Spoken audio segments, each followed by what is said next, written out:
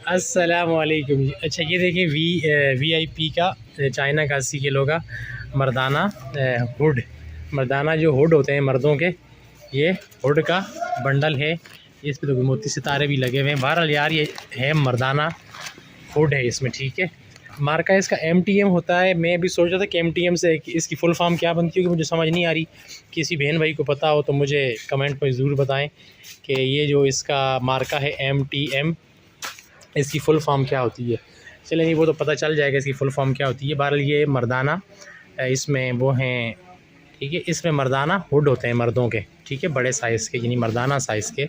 इसमें हुड वाली हुडी होती हैं, ठीक है। 80 किलो का ये बंडल है वीआईपी कंपनी का, चाइना इंपोर्ट का, ठीक है जी। ये बंडल अवेलेबल है। और मेरी वीडियो को मुकम्मल देखा करें, चैनल को सब्सक्राइब कर दें, वीडियो को लाइक कर दें, ठीक है जी। बाकी ये है कि सर्दी के मौसम में इस आइटम की सेल सबसे ज़्यादा होती है। हर बंदा जो है वो हुड मांग रहा होता है, क्योंकि इसका फ़ायदा ये होता है कि जैकेट और हुड एक साथ ही आ जाते हैं। आपको अलग से टोपी नहीं पहननी पड़ती। आपकी जो टोपी होती है वो हुड की फॉर्म में आपकी जैकेट के साथ ही लगी हुई होती है।